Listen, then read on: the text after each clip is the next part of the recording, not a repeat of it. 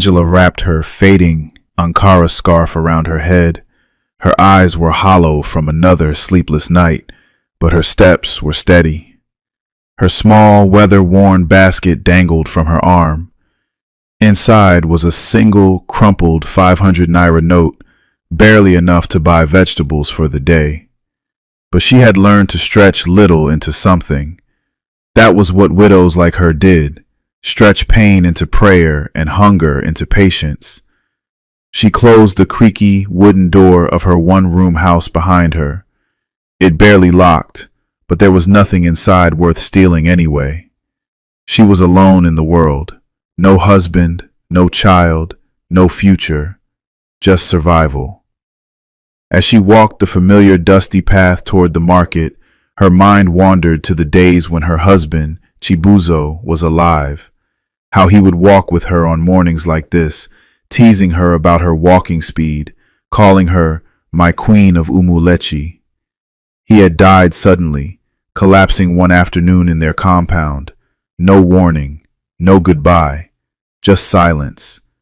They said she was cursed. They said it was her fault. They whispered that she was barren, that she killed him, that her womb was empty because her spirit was full of bad luck. She walked past them every day. Those same mouths that once smiled at her wedding now spat curses behind her back. But she endured, until today, because something was about to change. She had just reached the bend in the road where the large udu tree stood, known for its shade and for being a spot where traders often waited for transport. Angela was about to greet the woman beside the tree when she heard it. A sound, soft, fragile, like a kitten mewing. She paused. The road was quiet, too quiet. No goats bleating, no wheels rolling, just that sound, a cry. She stepped off the path toward a cassava sack lying by the base of the udu tree. At first, she thought it was abandoned food or waste. Then she saw it move. Her heart skipped. She dropped her basket and ran closer. The sack was open at the top, and inside were two tiny babies, twins, wrapped in torn rags, their bodies barely covered, their faces flushed from the heat. The girl whimpered. The boy kicked weakly. Angela dropped to her knees. Jesus. She looked around. No mother, no father, no note, no explanation. Just two helpless souls left on the side of the road like forgotten trash. Other villagers began to gather, drawn by her shout. Ha! Twins abandoned? This world is finished, a man said, folding his arms. Maybe their mother died, or maybe she ran mad, someone offered. Or maybe the father ran away when he found out she gave birth to twins, another voice said. Some laughed, some shook their heads, but no one moved. Angela looked around at the growing crowd. No one made a move to lift them. No one stepped forward. She could barely breathe. The sight before her pierced through every scar she carried, every insult, every accusation, every night she had cried herself to sleep praying for a child. Now here they were, two. She reached into the sack and gently lifted the boy. He was light, too light, malnourished. His eyes rolled slightly, then focused on her face. She gasped. It was as if he recognized her. The girl's cry was weaker now. Angela scooped her up too, holding both to her chest. She rose slowly, legs trembling, as if the weight she carried now was more than flesh. It was destiny. Where are you taking them? A voice asked from the crowd. To the police, she said. They need help. Angela, you no even get peeking before. Now you want to carry two, someone scoffed. She looked up, eyes fierce with tears. They are children. They deserve to live. You can't even feed yourself, another man added. Then let God feed us all, she replied. She turned and began walking back toward the road, the twins clutched tightly in her arms. No one followed. She heard their whispers, their judgments, their laughter, but she didn't stop, because something deep inside her heart had shifted. She didn't know who had abandoned these children, but she knew this: she would not. The walk to the police station took nearly 40 minutes. Angela's arms ached from the weight of the twins, but she never loosened her grip. The sun climbed higher in the sky, scorching the back of her neck. Sweat soaked her scarf, and dust clung to her wrapper. She barely noticed. Her mind was consumed by only one thing: these children must not die. The police station in Umualechi was a cracked cement building with rusted window bars and an old wooden sign that leaned to one side. The air inside smelled of stale paper, unwashed uniforms, and heat. A tired officer behind the desk barely looked up. "Yes, madam. What is it?" Angela stepped forward, her voice shaking. "Please, officer. I found them. On the roadside. Twins. Abandoned." The officer finally looked up. His eyes widened as he saw the frail infants in her arms. He called another officer, then another. A female constable took the girl from Angela's trembling hands. The boy remained in her arms. They asked questions, many questions. "Where exactly did you find them? Did you see anyone nearby? Did you touch anything around the scene?" Angela answered them all, calmly, respectfully. Finally, one of the officers leaned back in his chair. "We'll need to keep them here. Make a report. Maybe their parents will come looking." Angela shook her head. "No one is coming." "You don't know that," the female constable replied gently. Angela's voice grew firm.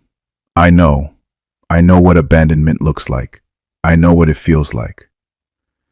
They exchanged glances. The officer sighed. "Fine.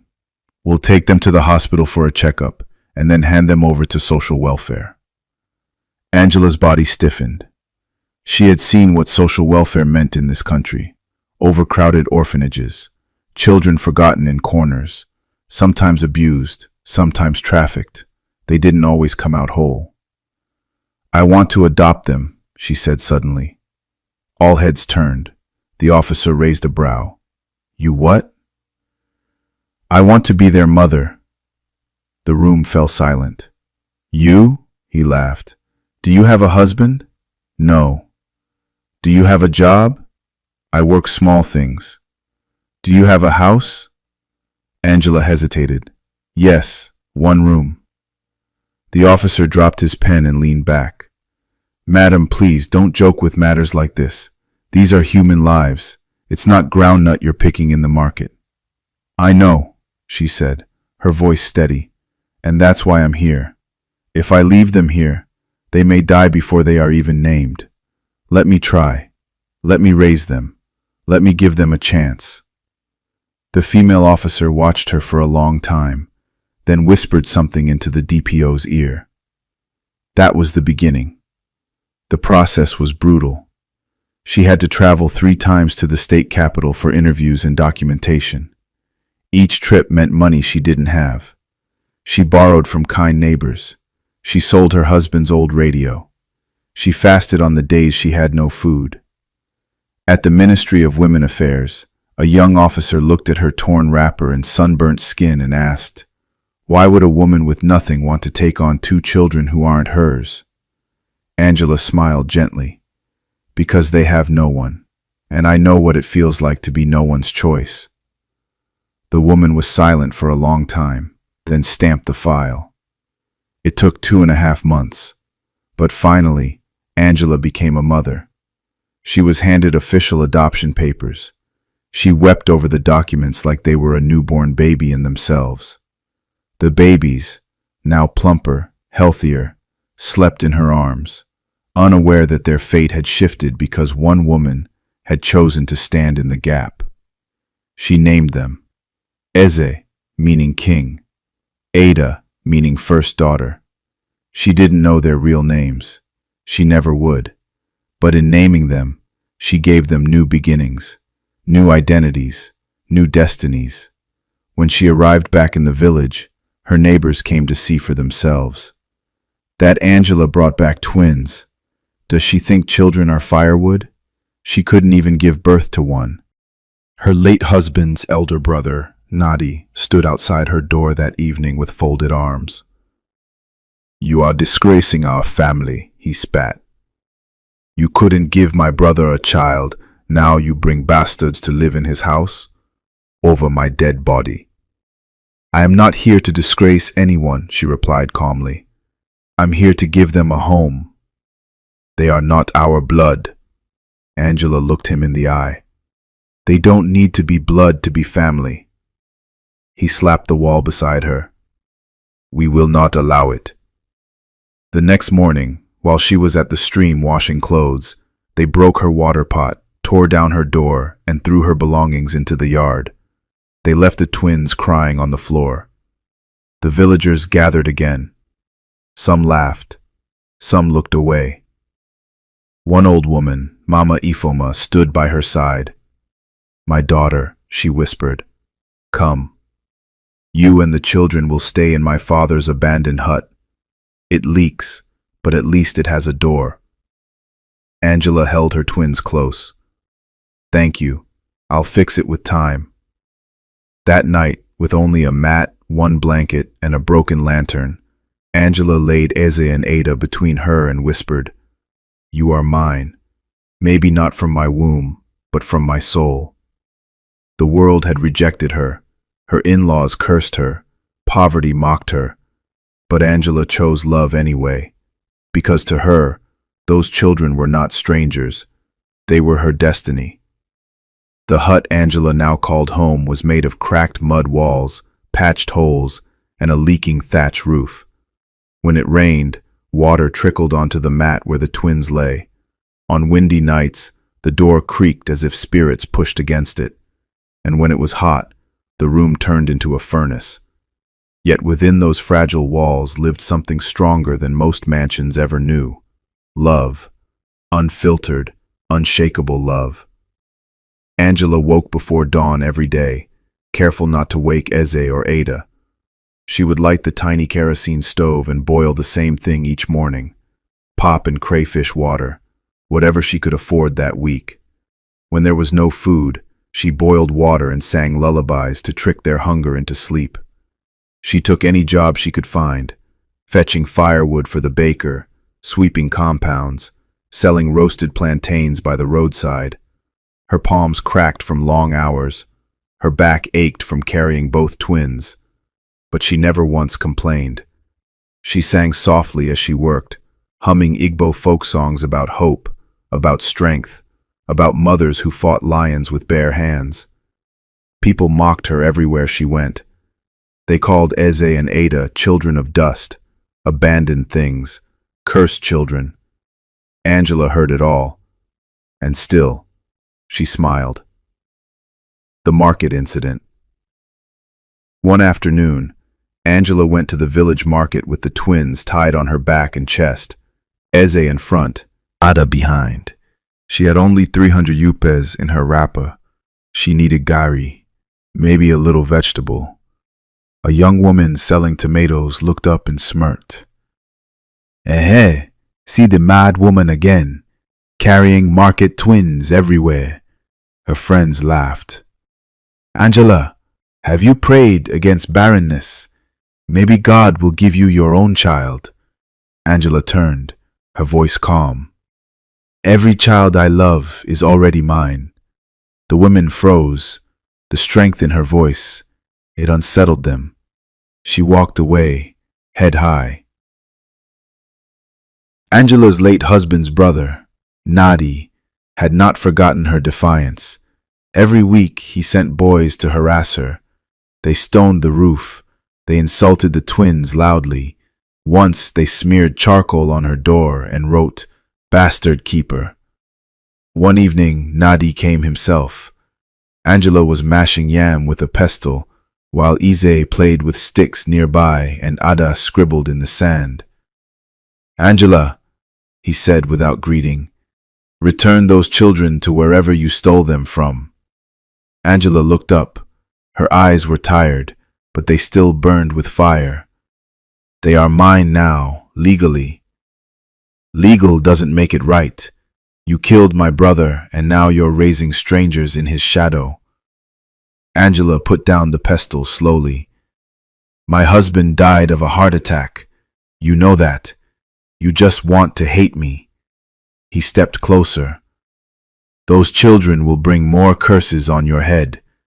Angela picked up Ize, kissed his cheek, and said softly, even if the world calls them curses, I call them blessings. He spat on the ground and walked away. By age 5, Ada and Ize were bright, playful children. Ada loved sitting quietly with books Angela borrowed from the old priest. Ize was louder, bolder. He ran everywhere, asked endless questions. Angela enrolled them in a small public school 3 villages away. It cost more than she had, but she found ways. Sometimes she cleaned the headmaster's office to waive a portion of the fees. Sometimes she fasted for days to buy textbooks. The children were happy until the bullying began. One day they came home unusually quiet. Angela noticed it immediately. Ize, Ada, what happened in school?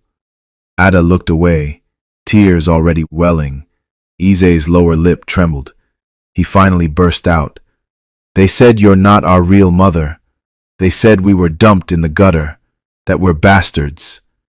Angela's heart shattered, but her face remained calm. She sat on the floor and pulled them both into her arms. My children, she whispered, voice quivering.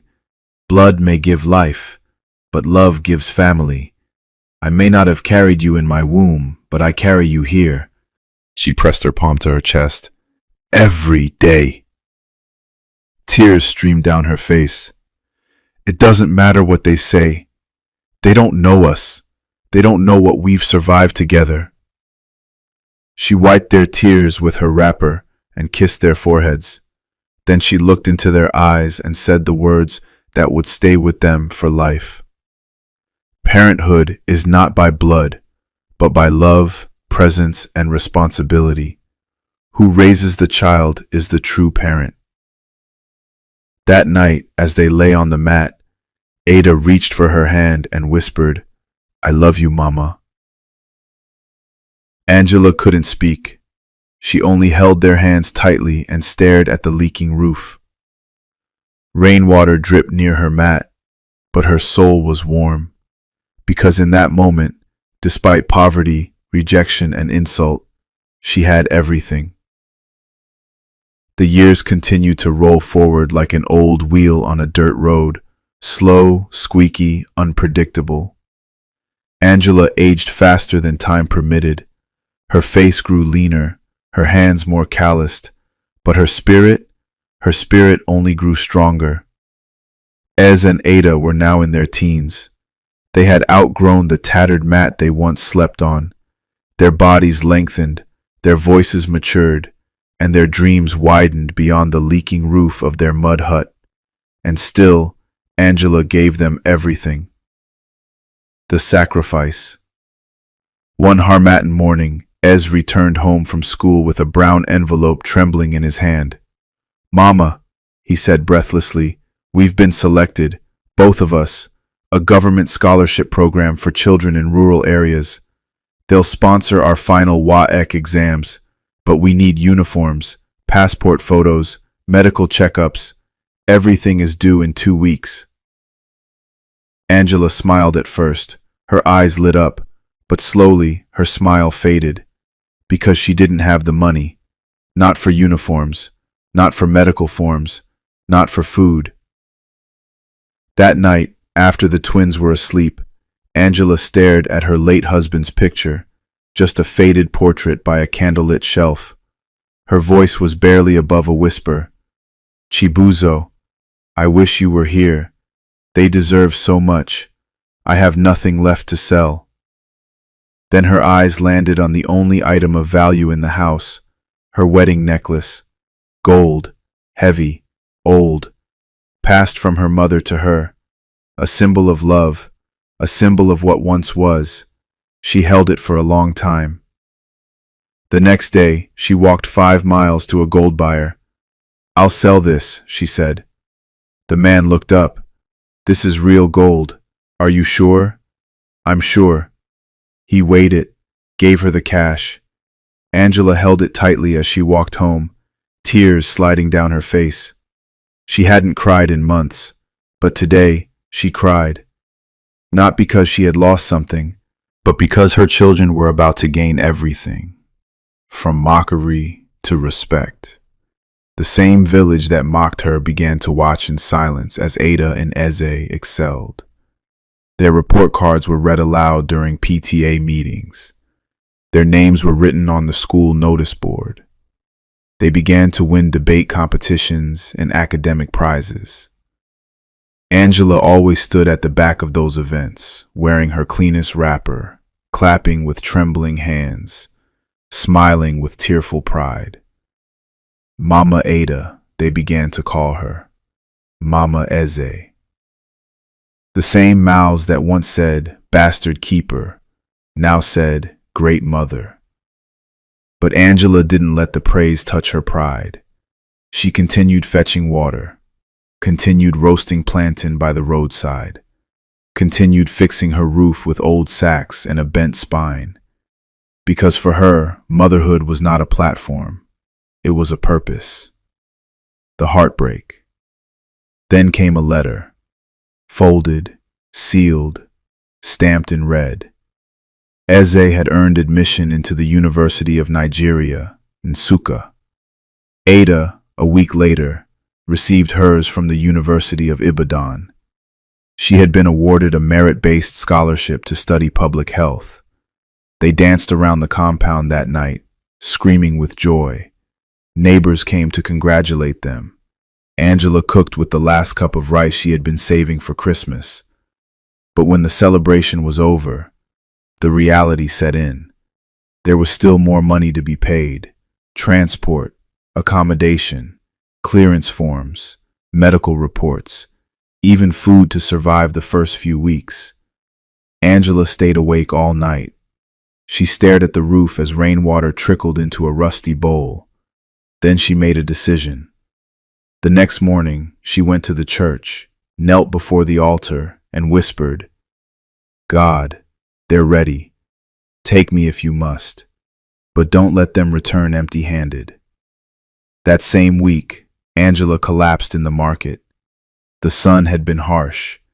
She hadn't eaten in 2 days, but she refused to tell the twins. They found her on the floor of her plantain stall, still gripping the 200 naira she had made that day. At the health center, the nurse scolded her gently. "Madam, you must eat. Hunger is not a badge of honor." Angela only smiled. When a mother starves for her child, it is love, not foolishness. The twins packed their bags with clothes donated by the church and neighbors. The village contributed 15,000 naira for transport and feeding. It wasn't much, but it was enough. Angela hugged them both the morning they left. Her body was weak, but her soul was on fire. "My children," she said, holding their hands, "the world may never know where you came from, but they will know what you become. Remember who you are." Eze hugged her tightly. "I'll build you a house one day." Ada kissed her hand. "And I'll heal your body with my medicine." Angela smiled. "I don't need a house or a hospital. I just need you to keep walking. Never stop." The bus drove off. She stood at the roadside until the dust settled. She returned home that night to an empty hut, a quiet floor, and a heart bursting with hope. She had nothing in her hands, but she had everything in her soul. The compound was quieter now. Angela's life, once filled with the laughter and chatter of 2 young voices, had become a silence she tried to fill with memories. She still woke up early, even though there were no lunch boxes to pack or school uniforms to iron. Old habits held tightly to her bones. She swept the compound every morning with her worn-out broom.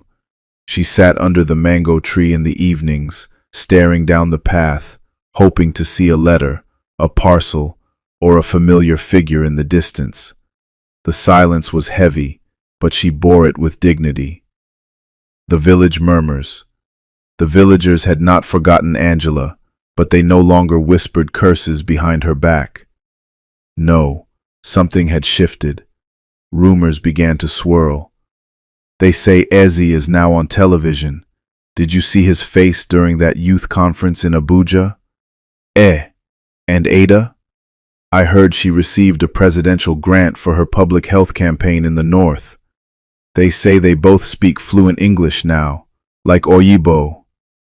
Angela heard it all, by the well, at the church gate, outside her roasting stall. The same mouths that once laughed at her poverty now spoke her name with reverence. But Angela said little. Whenever someone came to ask her about her children, she would only smile, wipe her hands on her wrap and say, "They are in God's hands." One afternoon, Angela was sitting outside her hut peeling okra, humming softly, when a figure approached. She looked up, and her breath caught. It was Nadi, her late husband's brother. His face had changed. Age had drawn deep lines into his cheeks. His steps were slower now, his stomach flatter, and in his hand was a sack of yams. Angela stood slowly, unsure. He stopped in front of her and lowered his eyes. "Angela, I have come to say I was wrong." She blinked. I did terrible things to you, said things no human should say. I chased you from your husband's house. I called those children bastards. But look now, look what they've become." Angela said nothing. Her heart was trembling, but her face stayed calm. He continued, tears glistening in his eyes. "The world now calls them leaders, and they call you mother. Not us, not his blood. You. I came to say I'm sorry." Angela stepped forward slowly. She didn't take the sack. She simply placed her hand on his shoulder. "I forgave you a long time ago, Nadi," she said gently. "Bitterness is too heavy for a woman like me to carry." Nadi wept, and the villagers who saw the scene could only whisper in awe. 2 weeks later, a group of strangers arrived in the village. A camera crew, 2 reporters, a drone, a shiny black Jeep. They asked for Mama Angela. They had come from a national television station, African Legacy Weekly. They wanted to film a special segment on the unsung mothers of great African leaders. Angela had no idea what any of that meant. She only knew one thing. They were talking about her children. They sat her down, fixed her wrapper, powdered her face, and turned on the cameras. One of the journalists asked, "Ma, when you picked those twins from the roadside, did you ever imagine this day would come?" Angela laughed softly. "Imagine? No. I didn't even imagine we'd make it past the next meal." The room laughed. She grew serious. "I picked them because no one else would. I stayed with them because I knew the world wouldn't. I didn't give them my blood, but I gave them everything else." The journalist leaned in. "What do you want people to remember about you, Mama Angela?" Angela paused for a long moment. Her eyes grew misty. Then she said softly, "He blood but by love, presence, and responsibility. Who raises the child is the true parent." The crew was silent. The lead cameraman wiped his eyes before calling cut. That week 2 letters arrived, one from Eze, one from Ada. Angela held them like treasure. She opened Eze's first. The ink was smooth, the handwriting neat. "Have nominated me for National Youth Ambassador. I will be meeting the president next month. I told them about you, about your plantains, about your sacrifices. They want to meet you someday. Worry, Mama. I'm coming home soon, not empty-handed." Rest the paper to her chest, then opened Ada's. "Just been accepted into the World Health Graduate Program in the UK. They want me to speak about maternal care in rural Africa. Without telling your story. You are my research, Mama. You are the evidence that one heart can save 1,000 lives. You love you, your daughter Ada." Angela wept and wept. That night under the leaking roof she had once cursed, she lay down and stared at the stars through the cracks and whispered, "God, you remembered me." It was a Sunday. The sky was unusually blue. The breeze carried the scent of ripening mangoes and red dust. Church bells echoed faintly from the nearby parish as Angela finished scrubbing her compound with a broom missing half its bristles. She was humming softly, an old Igbo hymn her mother used to sing, when the ground beneath her began to vibrate. It started as a low rumble, then the sound of engines, loud, powerful engines, and then horns. Not Okada, not Keke, SUVs, black, glossy, gleaming. Angela looked up just in time to see a convoy snake its way into the heart of Umwelechi, the arrival. 3 black Land Cruisers, 1 long Mercedes bus, a pilot vehicle with uniformed escorts. The villagers ran out. Children screamed and clapped. Mothers shielded their eyes from the dust. Old men sat up straighter on their stools. Even Nadi, her brother-in-law, came out, wiping his face with a handkerchief. The cars stopped, right in front of Angela's compound. She stood still, silent, frozen. The driver stepped out and opened the back door, and there he was, Eze. No longer the hungry boy with oversized slippers, now a man in a well-cut blue suit, polished shoes, and a face as bright as destiny. He stood tall, regal, confident. He turned and opened the next door. Ada stepped out, elegant in a flowing red gown, her natural hair tied up in a crown of braids. Her earrings sparkled, her poise dignified. The twins, her twins, returned. The villagers gasped. One woman whispered, "Is that not Mama Angela's children? My God." Another said, "He looks like a president already." They both walked toward the hut. Angela's hands trembled. She took a step forward, her knees weak with disbelief. And then, like a dam breaking, she cried out, "My children!" Ada ran. Eze followed. They threw their arms around her, and for a long, holy moment, the world disappeared. It was just them, a woman who chose love over comfort, and the children who never forgot. The gift. When the embrace finally broke, Eze stepped back, reached into his pocket, and brought out something golden. A key. Angela frowned. "What is this?" Ada took her hand gently. "Mama, it's the key to your new house." Angela blinked. "What house?" They turned. They tilted her to a new mansion which they had built. The house had been built in the village, and many villagers had wondered who owns the house. No one knew the owner. Some thought it was a hotel owned by foreigners. Said the house had belonged to a politician. But now it's very clear. The true owner of the mansion is revealed. A mansion, painted cream and gold, fenced, gated, tiled roof, solar lights, flower beds already blooming. A plaque on the front gate read, "The Angela Foundation, home of the hope." The crowd screamed in awe. "Mama Angela! Mama Angela!" Angela's knees gave way, but Eze held her. She began to sob. "This house, for me? Me?" Eze smiled. "Yes, Mama, this is just the beginning." But, why? Ada's voice was firm. "Because you chose us, when no one did. You made us your own. You built kings out of ashes. You made a home out of broken clay." A photographer snapped photos. A cameraman filmed the moment. The village chief arrived, panting from the news. He embraced Angela. "The whole nation will hear this. What kind of woman are you, Angela? You are the mother of royalty, recognition, and revelation."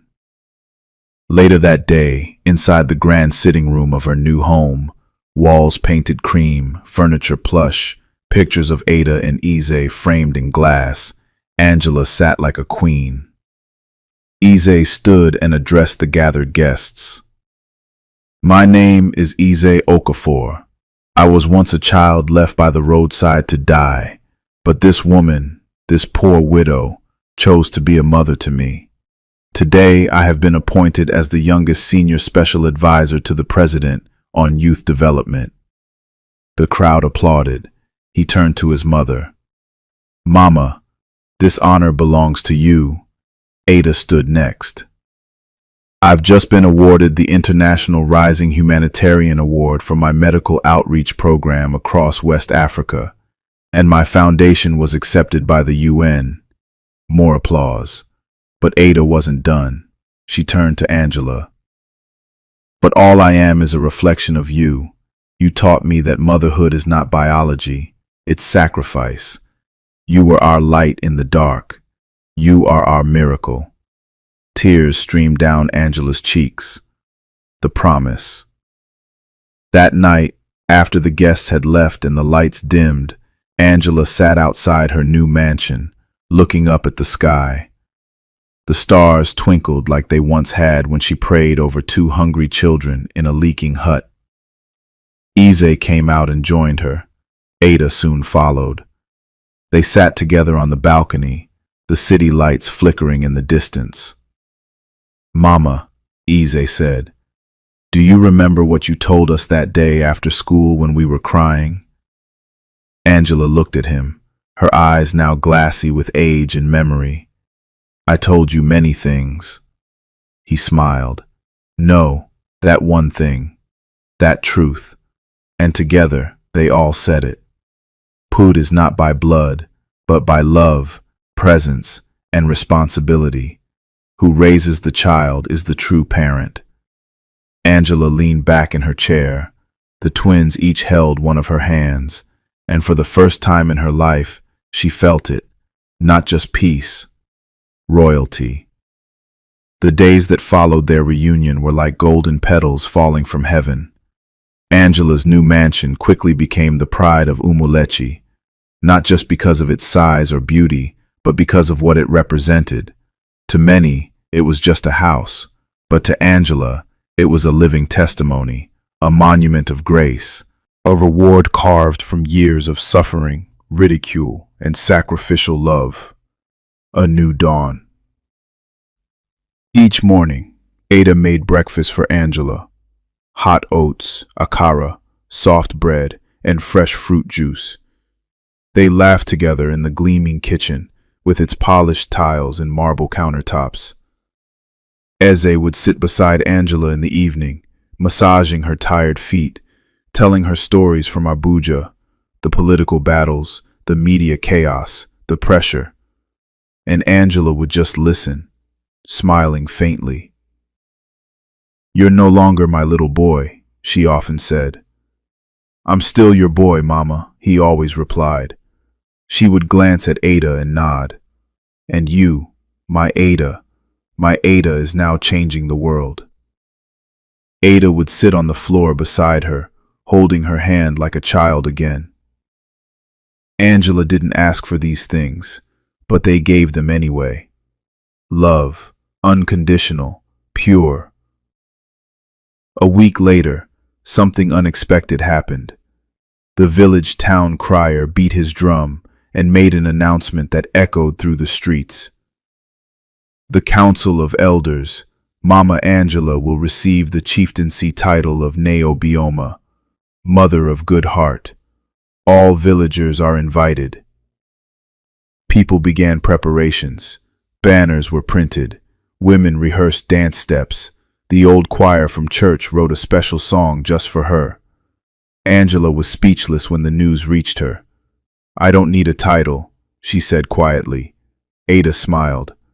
Mama, you didn't chase honor, but now it's chasing you. The ceremony was magnificent. Angela, dressed in royal blue lace, walked under a flower arch. Her silver hair was wrapped in a beaded headgear.